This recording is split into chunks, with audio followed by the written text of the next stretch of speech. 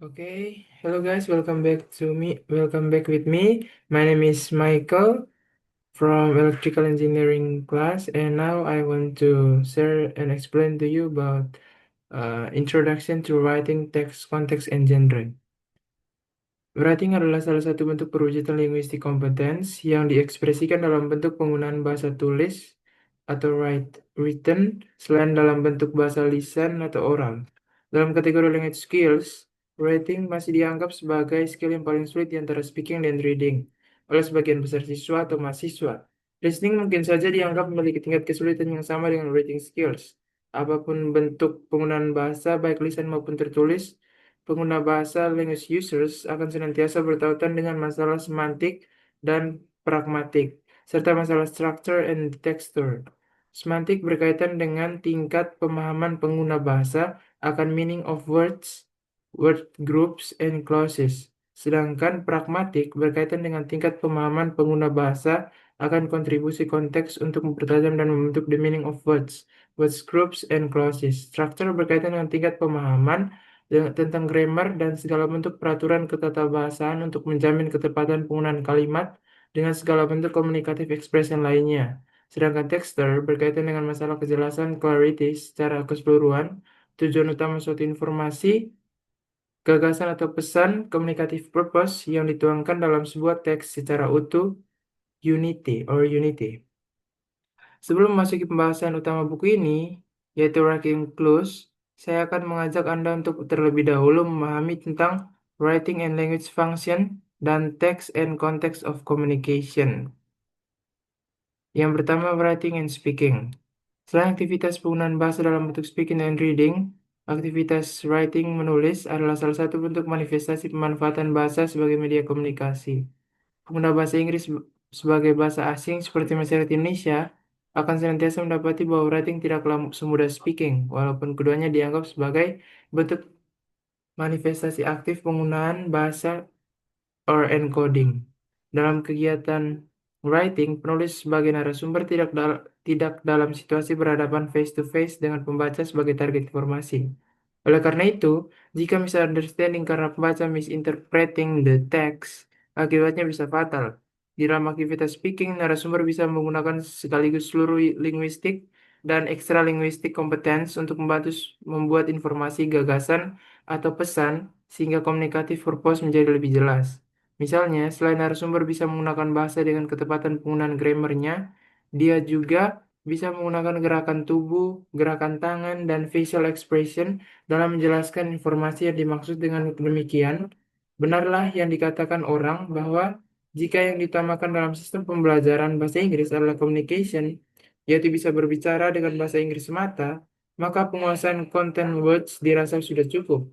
Hanya dengan menggunakan content words, seseorang sudah dipastikan bisa berbicara dengan mudah karena kejelasan pesan dapat dibantu dengan gerakan tubuh, tangan, dan facial expression gestures.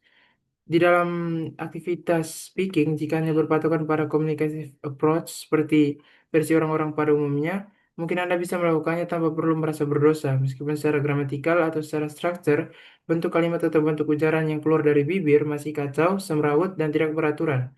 Tetapi Anda bisa terus saja berbicara kepada orang lain sepanjang maksud Anda bisa dipahami. Konsep communicative approach banyak diterjemahkan secara sederhana oleh banyak orang. Yang penting maksud ucapan kita bisa dipahami oleh orang lain. Hal demikian secara culture bisa diterima karena pendengar tidak mungkin protes atas kesalahan penggunaan grammar yang tidak tepat pada kalimat atau ujaran atau speech aid yang kita ucapkan. Meskipun banyak struktur yang tidak tepat pada kalimat atau ujaran kita, lawan bicara kita terus saja berpartisipasi. Hal itu bisa terjadi karena ketidakjelasan struktur yang sebenarnya bisa memengaruhi kejelasan informasi dapat diatasi dengan bahasa tubuh, gerak tangan, facial expressions, dan intonasi atau nada bicara. Lain halnya dengan writing, dalam aktivitas writing kita berhadapan dengan pendengar yang tidak tampak. Dalam hal ini adalah calon pembaca tulisan kita. Jika terjadi kesalahan atau ketidakjelasan struktur, kita tidak bisa mengatasinya dengan bahasa tubuh, facial expression, atau nada bicara. Ketidaktepatan struktur akan berdampak pada kesalahan atau penyimpangan interpretasi dan hal demikian akan sangat berbahaya. Oleh karena itu, penguasaan linguistik kompetensi yang baik sangat diperlukan sehingga Anda sebagai writer dapat menulis teks dengan struktur yang tepat. Selain itu, informasi yang Anda sampaikan juga menjadi lebih jelas dan terhindar dari kesalahan interpretasi normal. Penguasaan linguistik kompetensi ini dapat Anda lakukan dengan menyimak writing clues yang dipaparkan dalam buku ini. Selama bahasa Inggris di Indonesia masih berstatus bahasa asing, saya yakin tiada cara yang lebih efektif dan tepat untuk membimbing Anda agar lebih mudah membuat teks secara tertulis. Selain perlunya penguasaan linguistik kompetensi terlebih dahulu. Penguasaan tersebut mencakup penguasaan konsep struktur, kemudian baru diikuti dengan penguasaan dan pendalaman masalah tekstur yang banyak dibicarakan oleh para pakar sebagai theory of writing. Ini kurang lebih diagramnya, writing, making a text, structure linguistic competence, dan texture theory of writing. Nah, dari diagram tersebut dapat dijelaskan pada dasarnya writing adalah aktivitas yang membuat sebuah teks. Sebuah teks bisa terdiri dari satu kalimat atau satu frasa yang sudah mewakili kalimat dan bisa berupa serangkaian kalimat yang tersusun apik, saling bertautan atau bekerja sama dalam rangka mengusung satu communicative purpose. Untuk menjamin agar pentransferan informasi, gagasan, atau pesan dapat berjalan lancar, diperlukan penguasaan struktur dan tekstur oleh penulis teks. Penguasaan struktur pada dasarnya merupakan penguasaan aturan kebahasaan, or language rules, dan tata bahasa grammar, atau yang lebih populer disebut dengan linguistic competence. Sementara penguasaan tekstur merupakan penguasaan tata krama atau etika menulis. Sebagaimana banyak dibahas di dalam buku-buku tentang teori menulis, teori mengenai bagaimana sebuah paragraf disusun dengan satu main idea, topic sentence, supporting sentences, dan bagaimana menciptakan sebuah teks yang kohesif and coherent. Writing adalah salah satu bentuk aktivitas komunikasi yang melibatkan penggunaan suatu bahasa. Dalam setiap bentuk komunikasi efektif, akan senantiasa dilibatkan dua pihak, sumber informasi, information producer, dan penerima informasi, information receiver, yang kemudian bisa diteruskan dengan aktivitas sharing informasi. Sesuatu yang membuat sesuatu yang berbeda di dalam aktivitas writing adalah bahwa pihak writer sebagai the source of information atau information producer sedang dalam suasana absensi pihak penerima informasi, or reader. Hal demikian menyebabkan pihak penulis harus berperan ganda, yaitu sebagai sumber informasi dan sebagai penerima informasi sekaligus. Hal demikian terjadi karena sebelum hal tulisan tersebut dibaca oleh pihak penerima informasi, sebagai pihak pemberi informasi, dia harus mengevaluasi pemahaman dirinya sendiri tentang apa yang sudah ditulisnya tersebut. Dengan kata lain, selain menjadi pihak pemberi informasi, seorang penulis juga harus menjadi calon penerima informasi atau sebagai prospective reader dalam penulisan teks. Kondisi akan menjadi lebih sulit jika pihak penulis dan calon pembaca teks tidak memiliki background budaya yang sama atau tidak memiliki pengetahuan semata yang sama atas apa yang sedang atau telah ditulis. Permasalahan demikian inilah yang harus dipahami oleh setiap penulis teks. Lalu yang kedua adalah language metafunction. Nah, selain dapat didefinisikan sebagai bentuk penggunaan bahasa secara tertulis, sebuah teks juga dapat didefinisikan sebagai segala bentuk penggunaan bahasa, termasuk penggunaan bahasa lisan or spoken text. Dua orang yang sedang melakukan dialog berunding tentang suatu hal yang dapat dikatakan bahwa mereka secara tidak langsung sedang dalam proses membuat sebuah teks. Jika segala bentuk ucapan atau kalimat yang mereka ungkapkan kemudian ditulis, maka Anda akan mendapati suatu bentuk spoken language yang juga merupakan bentuk written text. Meskipun sebuah teks dapat berupa sebuah kalimat, akan tetapi saya lebih suka memberikan kriteria bahwa sebuah teks minimal harus terbentuk atas rangkaian kalimat yang tersusun dan terjalin sedemikian rupa, saling tertaut, dan bekerja sama dalam rangka mengusung serta membentuk informasi dari penulis teks untuk prospective reader. Mengapa demikian? Dalam setiap bentuk aktivitas komunikasi yang merupakan aktivitas pemanfaatan media bahasa, rasanya tidaklah mungkin bagi kita untuk hanya membuat satu kalimat atau hanya menggunakan satu kalimat saja. Satu bentuk informasi, gagasan, atau pesan tidaklah mungkin hanya diungkapkan dalam satu kalimat saja, kecuali jika satu kalimat tersebut sudah merupakan ringkasan dari beberapa kalimat. Di stasiun pengisian bahan bakar Anda akan menemukan tanda-tanda seperti berikut. No smoking, terus ada garis, dan anak panah. Nah, jika dilihat dari linguistic point of view, semua tanda di atas sudah merupakan bentuk tiga buah teks yang berbeda, masing-masing mengusung pesan berbeda kepada para pembaca atau penglihat. Kesan pertama merupakan ringkasan dari sebuah teks lebih panjang yang bisa terlihat sebagai berikut. Because this place is full of flammable fuels, everyone must be careful. The smokers are not allowed to smoke here, except they can be responsible for the emergent cost of loss in case an explosion happens because of their cigarettes. Therefore, please don't smoke. Dan kemudian sign yang keduanya merupakan ringkasan dari sebuah teks panjang yang bisa terlihat seperti berikut. This place is personal, which can be dangerous for anybody to enter except those who are authorized in charge.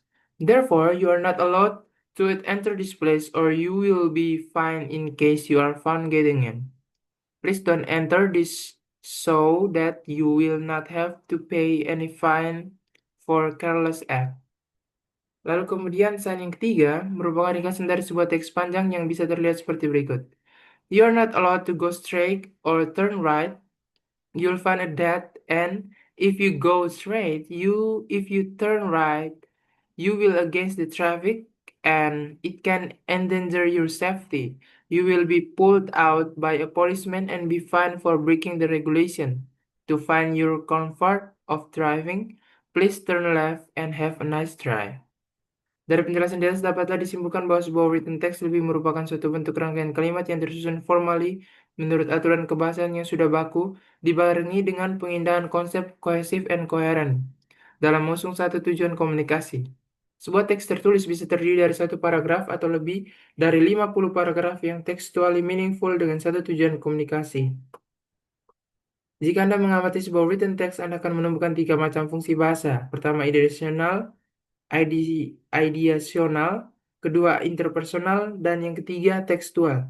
Sebagaimana dikatakan oleh pakar bahasa M.A.K. Halliday dalam bukunya Functional Grammar. Dengan berkiblat pada rumusan Halliday tersebut, saya bermaksud menunjukkan kepada Anda bahwa ketika Anda membaca satu bentuk written text, Anda akan mendapati tiga macam makna, tujuan, atau fungsi. Demikian juga, jika Anda menulis sebuah teks, secara tidak sadar Anda akan menuangkan tiga macam tersebut. Dengan demikian, jika dilihat dari sisi penulis, sebuah written text memiliki tiga buah fungsi. Jika dilihat dari sisi pembaca, sebuah written text memiliki tiga buah makna. Terlebih dahulu, perhatikan dan bacalah teks berikut ini. Karanganyar is a small town located about 30 kilometers to the east of Solo. It is located in the slope of Lawu Mountain, which is considered to be the dead volcanic mountain. As located in the slope, it always has cool weather all the times, either in the dry or rainy season. Many city persons like to visit this place for the fresh air and wonderful panoramic natural views. Besides, it has one of the most wonderful waterfalls in Indonesia. It has a small nice park which is very good for the family to have relaxation in. It is always very easy to reach the place as there are many kinds of public transports that can take anyone who means to visit the place. Anyone who wants to visit the place doesn't need to be worried about the meals because it is always easy to taste different kinds of food served by the local people in their food stalls. Furthermore, the cost of living is really cheap, including food and clothes. Nah, dari teks yang sangat sederhana tersebut Anda akan mendapati tiga macam makna. Pertama, additional meaning. Nah, additional meaning itu makna, tujuan, atau fungsi yang datang dari luar diri penulis. Nah, dari setiap kalimat yang tertuang, Anda akan mendapati makna realita tentang alam, kondisi pengalaman masa lalu, ataupun sekarang, dan sebagainya. Yang semuanya merupakan makna realita yang sebenarnya. Pada teks di atas penulis menginformasikan suatu tempat yang namanya Karanganyar. Dalam hal ini, posisi penulis teks hanya sebagai dalang yang berada di balik layar. Hanya bercerita apa adanya hanya bercerita apa adanya. Pada functional grammar oleh Halliday, makna demikian dapat dilihat dari proses pada predikat kalimatnya. Pertama, Karanganyar is a small town located about 30 kilometers to the east of Solo. Kedua, it is located in the slope of Lawu Mountain, which is considered to be the dead volcanic mountain. Dan yang ketiga, is located in the slope. It always has cool weather all the times, either in the dry or rainy season. Dari kalimat pertama, dapat disimpulkan bahwa penulis hanya sebatas menginformasikan realita tentang Karanganyar.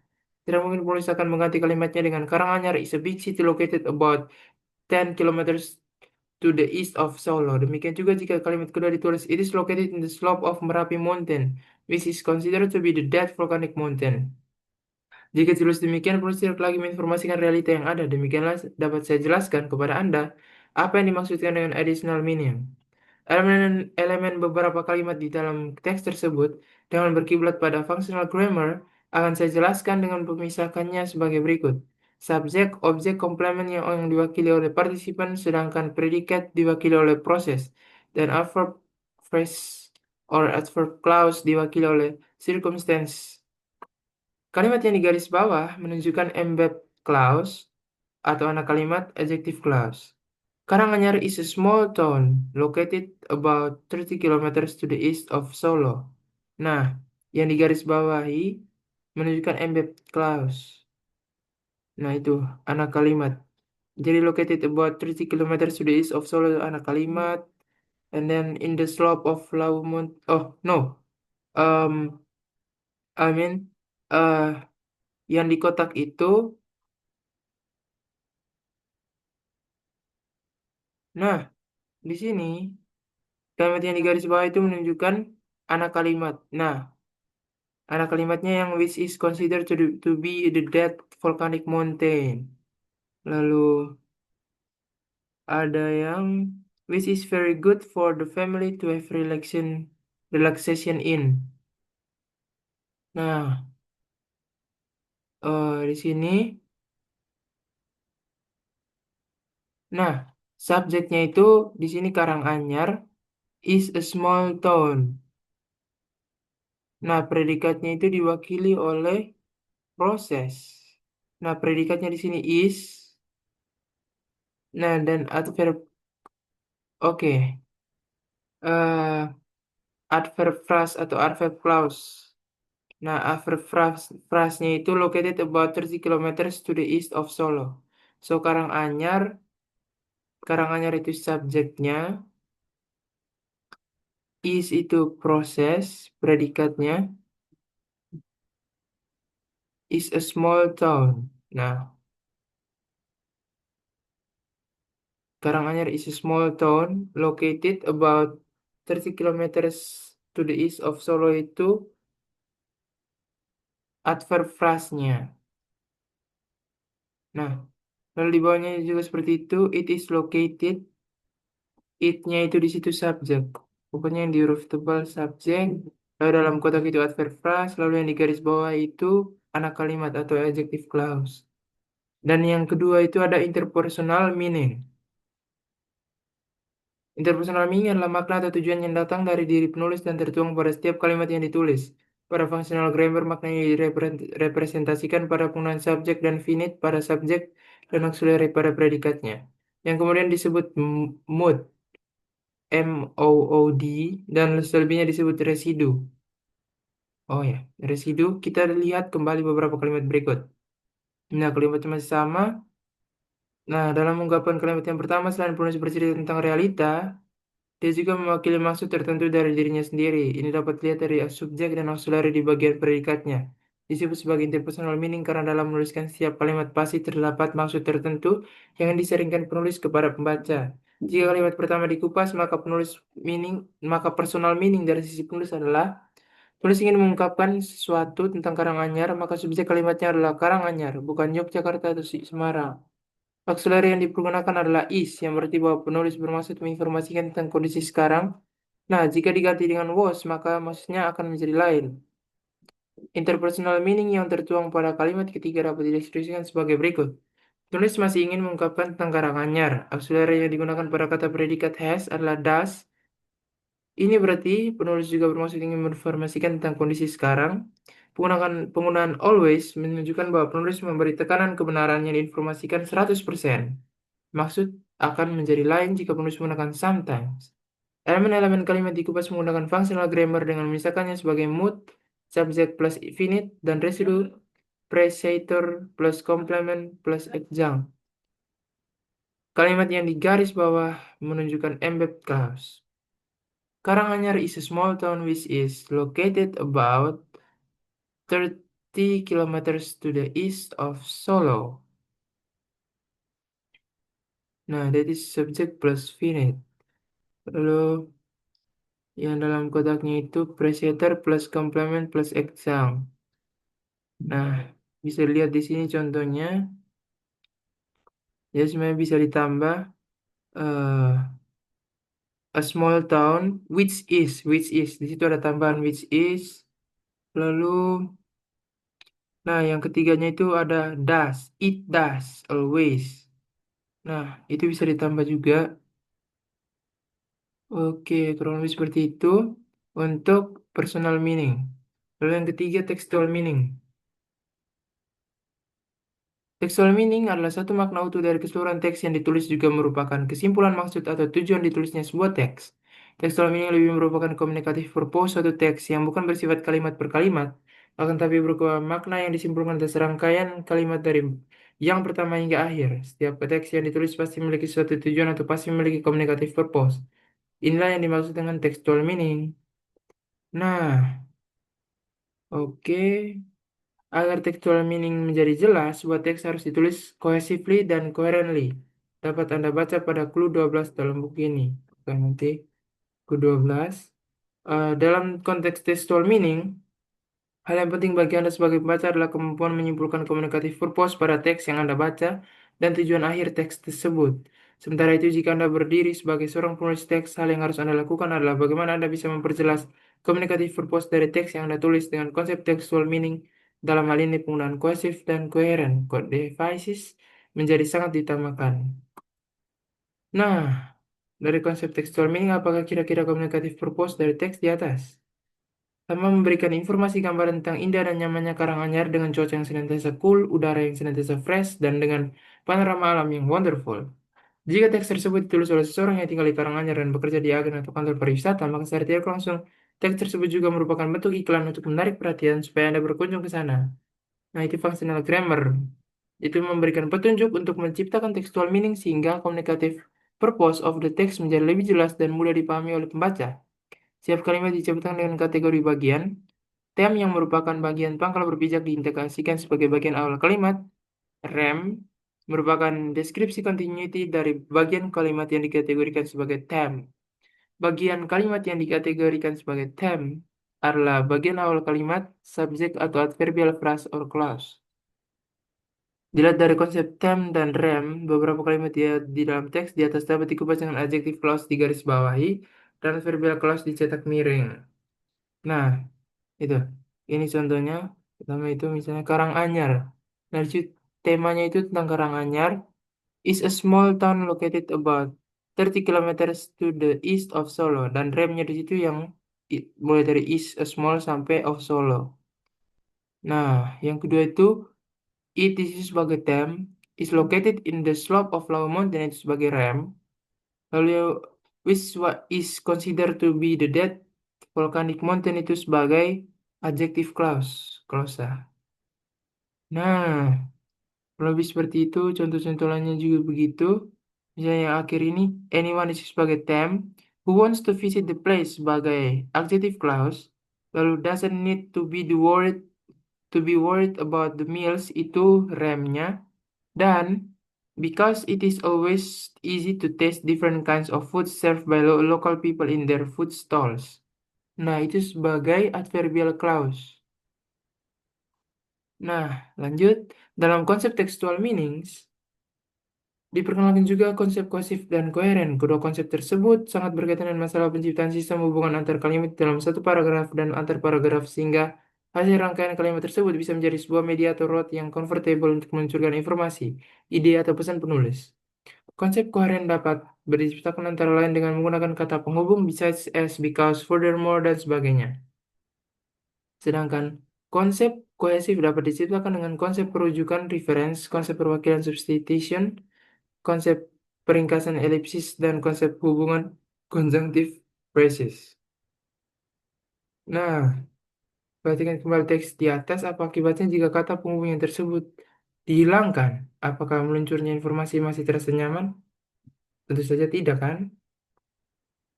Nah, lalu yang berikutnya, bagian C, teks dan context of communication.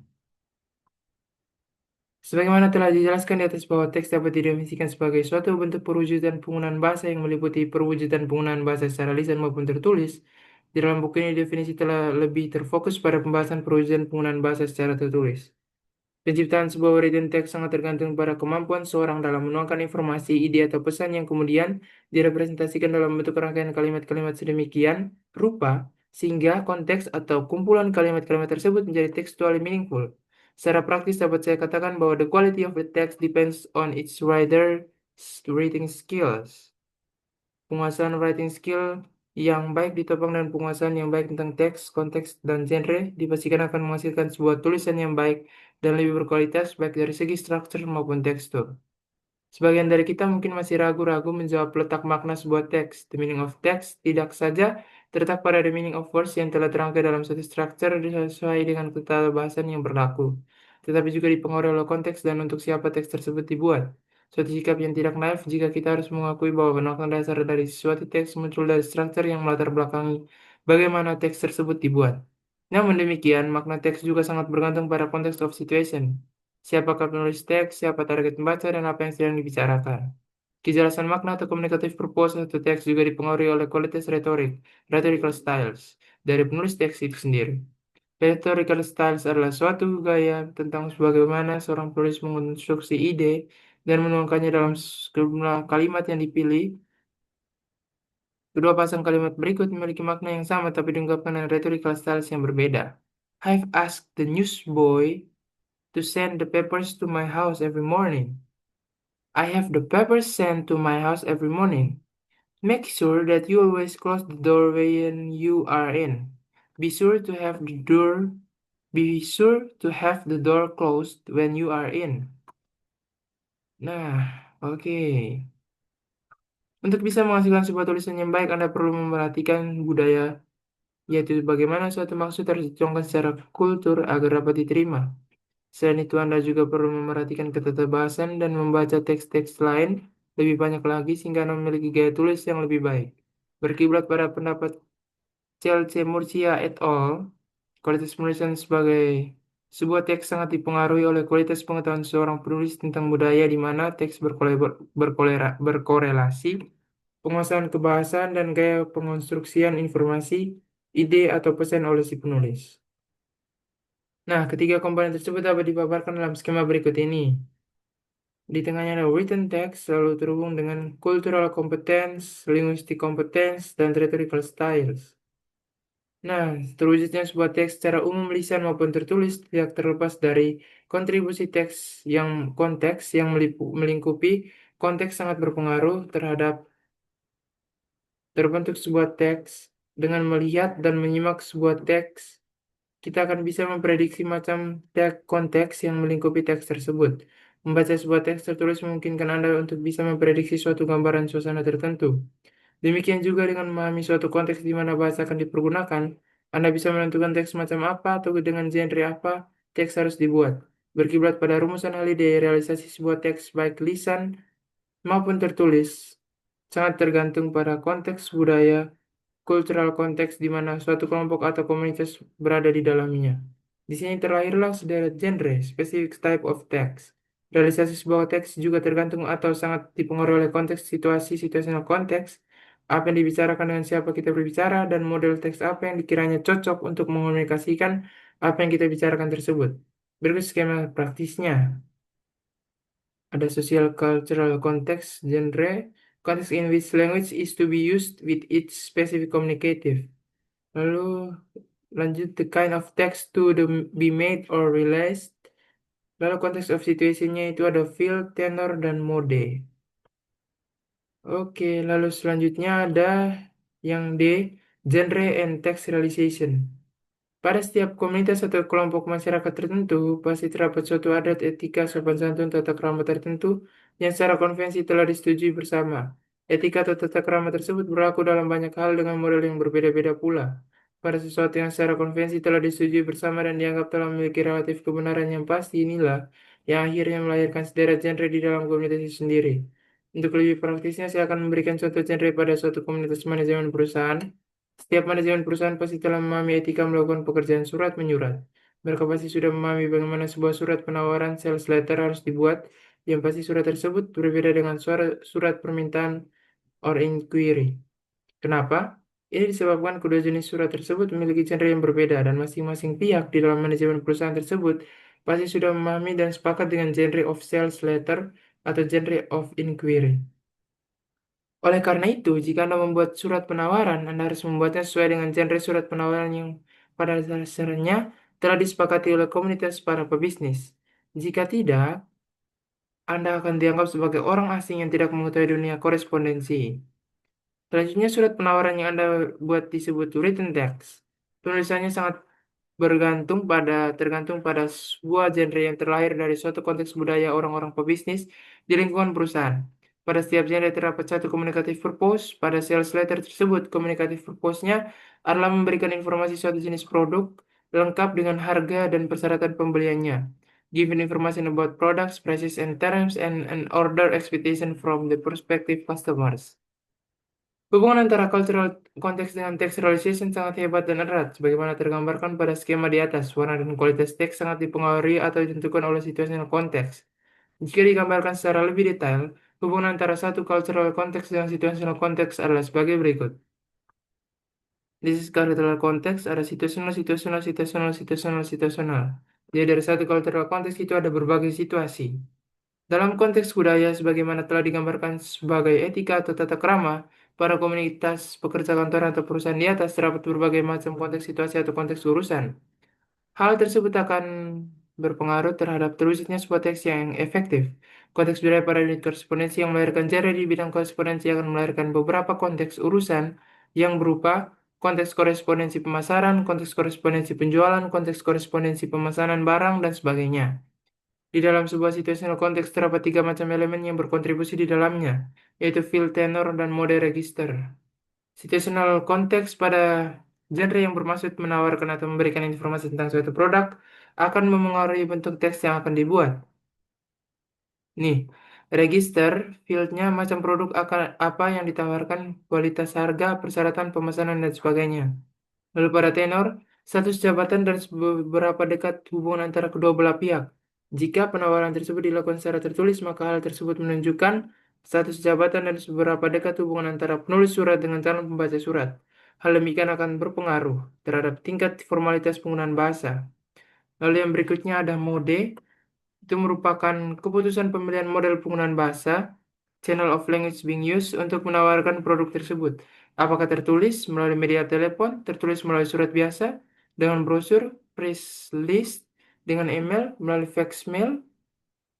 Language is functional, demikianlah yang diangkat oleh systemic functional grammar. Dengan demikian, suatu aktivitas komunikasi dapat diwujudkan dalam sebuah teks yang di dalamnya terdapat tiga fungsi yang ditengarai sebagai fungsi teks atau fungsi bahasa, karena suatu teks hanya bisa direalisasi dengan menggunakan suatu bahasa. Oleh karena itu, fungsi suatu bahasa hanya dapat dilihat jika bahasa tersebut telah digunakan dalam konteks tertentu. Pada sebuah written text yang terlahir dari sebuah genre dan terbentuk oleh register, field, tenor, mode, terdapat fungsi directional function, interpersonal function, dan textual function. Genre terlahir dari cultural context yang kemudian melahirkan register sehingga terbentuk sebuah teks. Ada cultural context, genre, register, itu membentuk written text.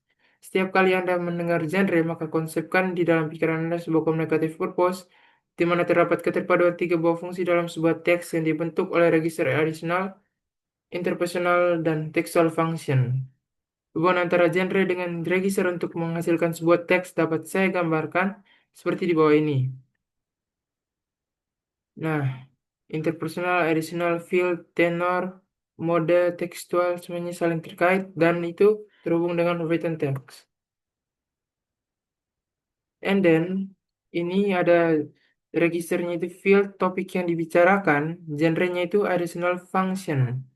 Lalu tenor, penulis dan pembaca, genrenya interpersonal function. Lalu mode, bentuk realisasi, genrenya textual function.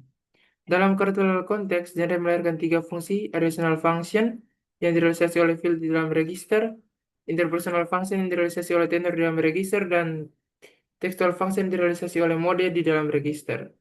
Selama introduction yang berisi post untuk membahas writing clues di dalam buku ini, dan selesai menyimak semua clue dalam buku ini, Anda diharapkan dapat membuat berbagai macam teks yang lebih textually meaningful, baik dari sisi struktur maupun tekstur.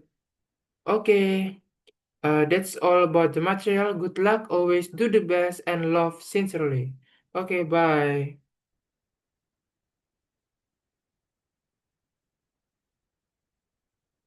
That's all.